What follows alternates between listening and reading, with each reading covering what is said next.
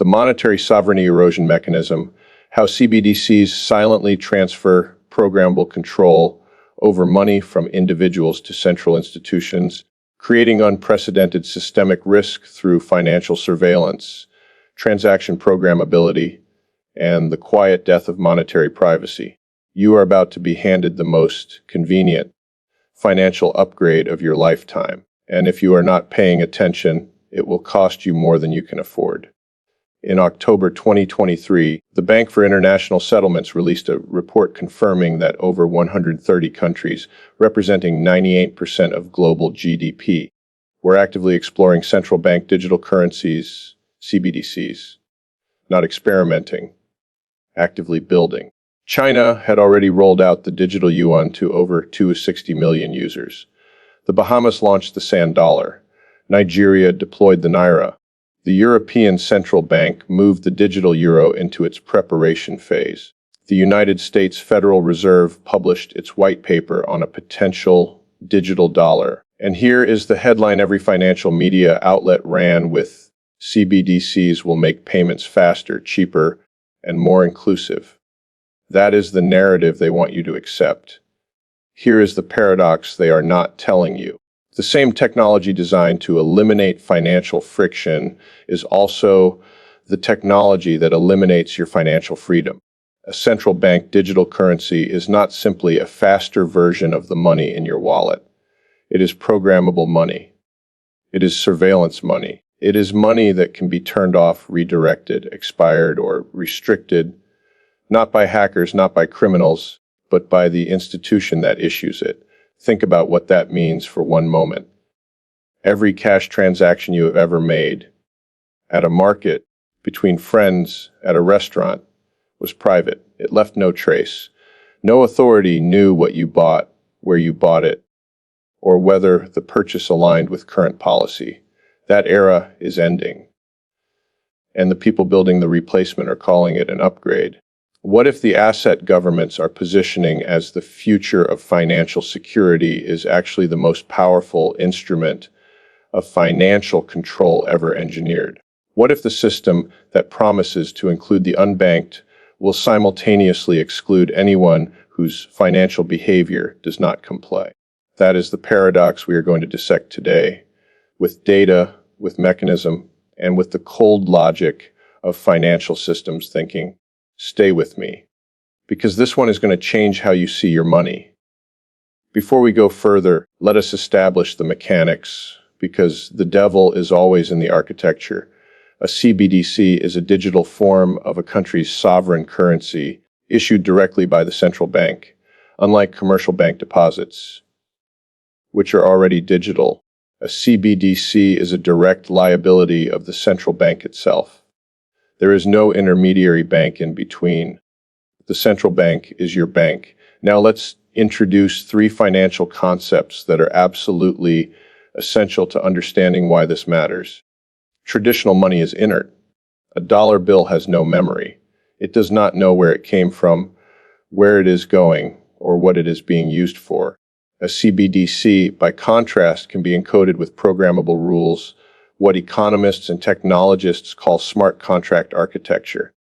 This means the central bank, or the government it serves, can attach conditions to every unit of digital currency in circulation. That currency can be programmed to expire after a set date, forcing spending and preventing saving.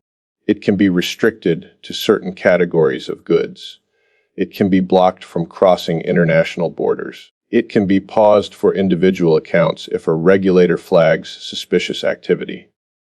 Without a court order, without due process, without your consent. This is not speculation. The Atlantic Council's CBDC tracker has documented programmability features being tested in over 15 active CBDC pilots globally as of 2024.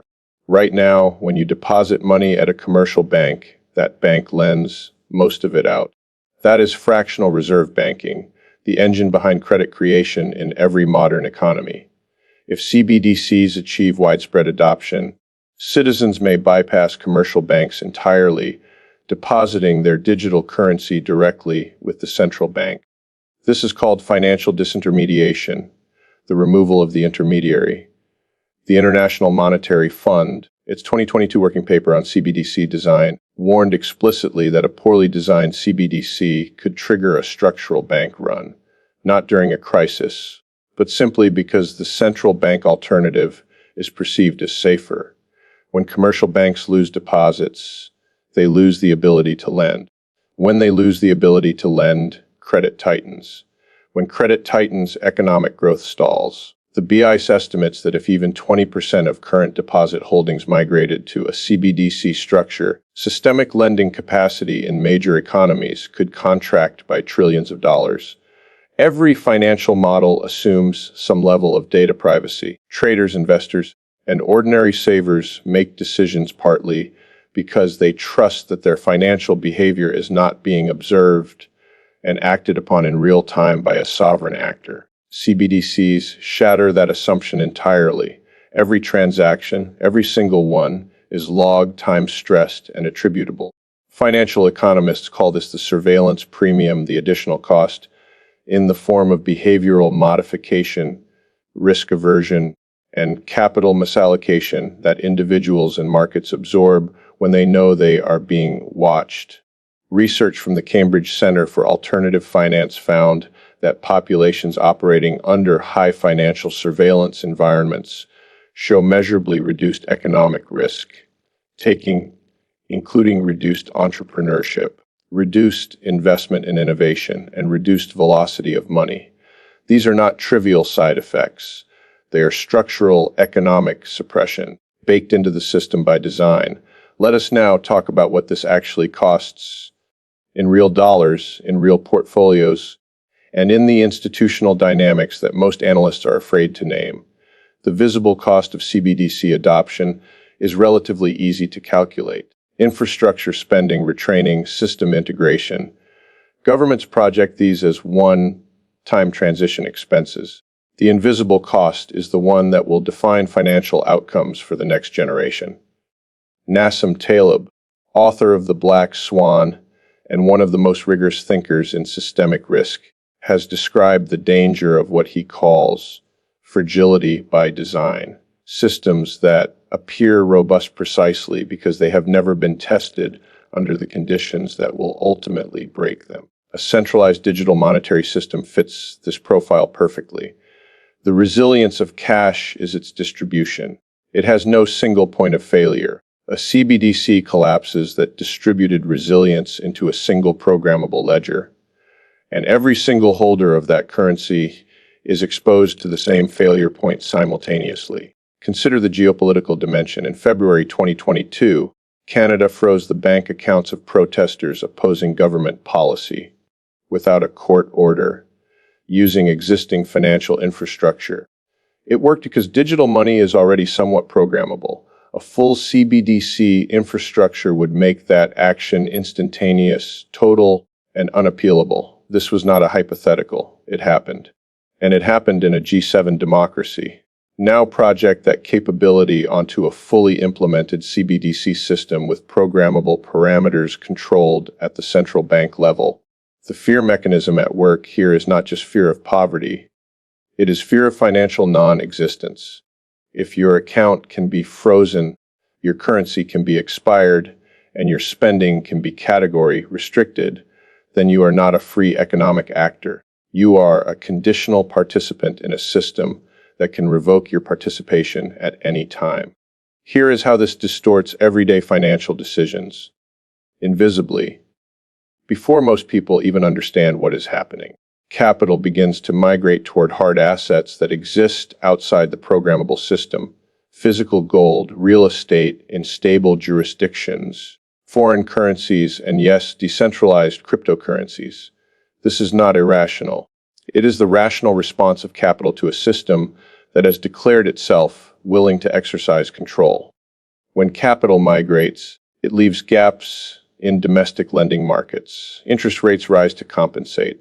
Small businesses, already operating on thin margins, find credit increasingly expensive. The wealth gap, which financial researchers at the Federal Reserve have documented widening steadily since 2008, accelerates further because large institutional capital can diversify its exposure in ways that ordinary savers simply cannot. The invisible financial loss is not the money the government takes. It is the economic potential that never materializes because rational actors constrain their behavior to avoid becoming a target.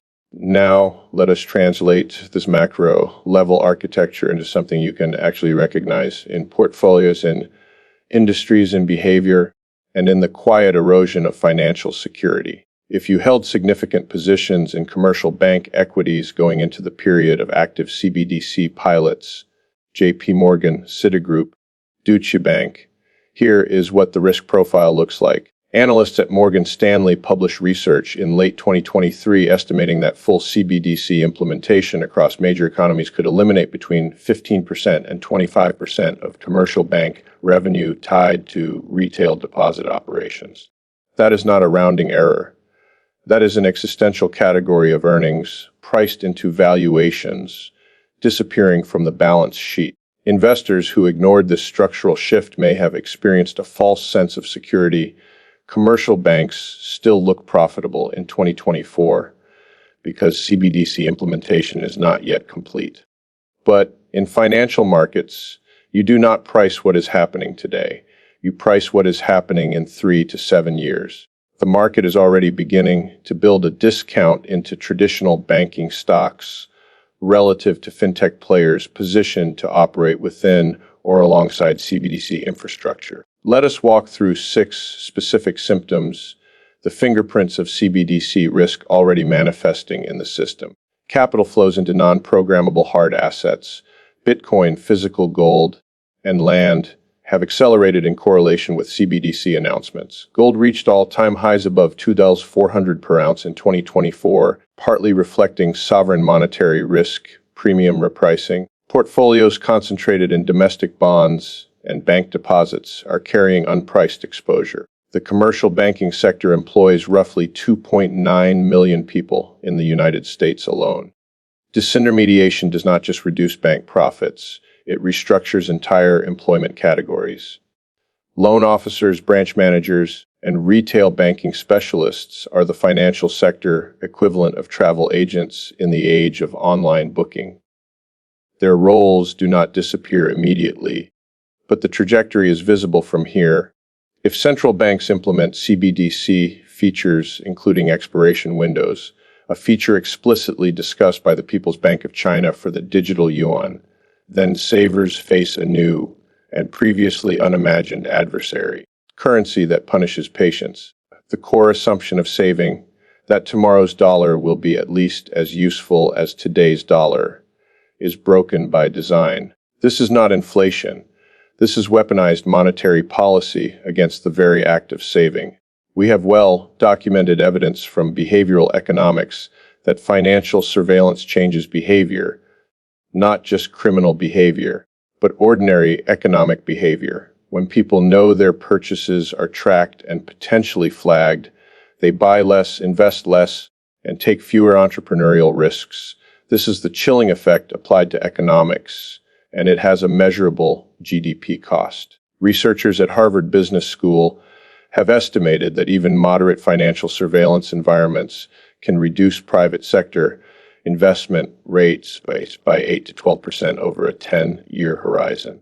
The greatest danger of CBDCs from a risk management standpoint is that they will be launched successfully with no immediate visible harm, and investors will conclude the risk was overstated.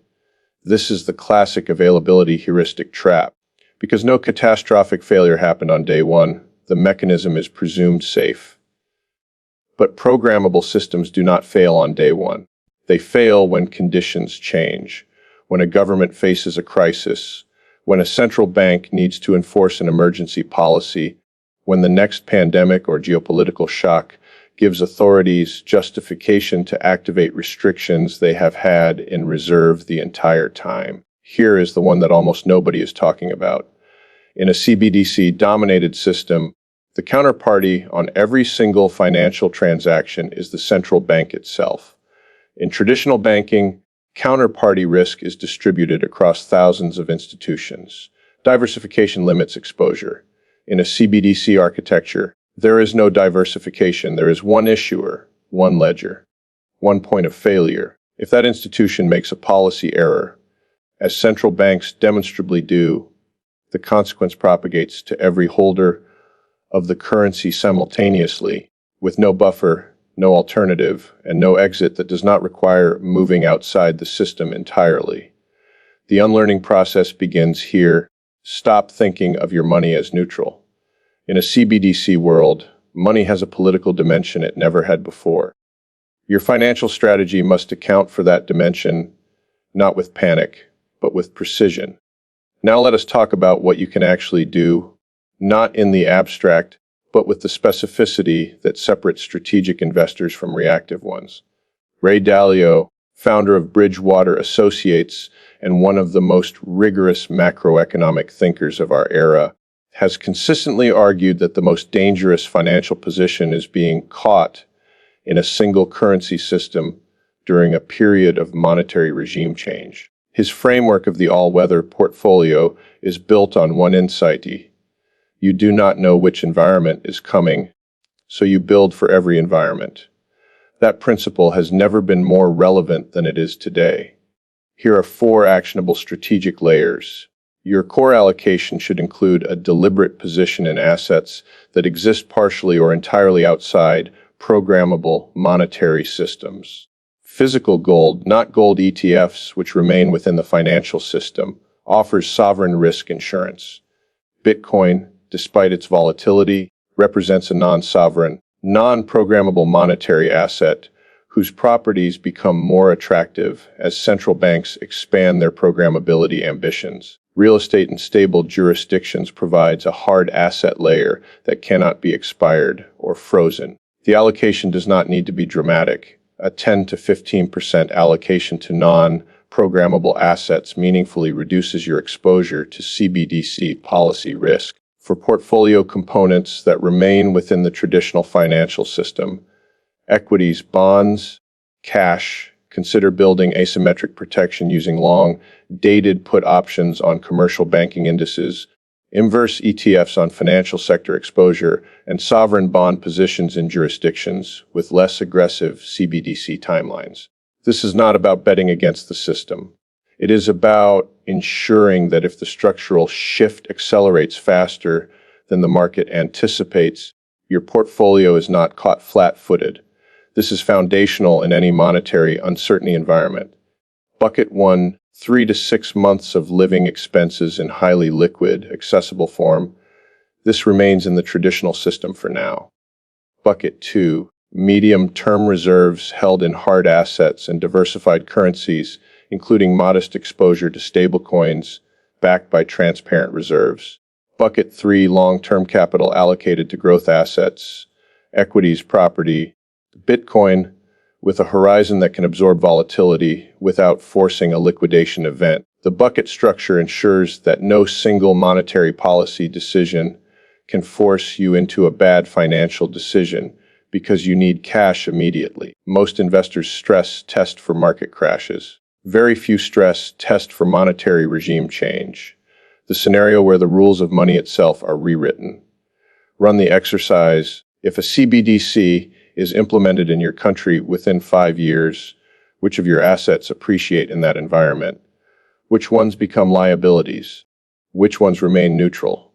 The answers will tell you exactly where your blind spots are today. As Ray Dalio has observed, he who lives by the crystal ball will eat shattered glass.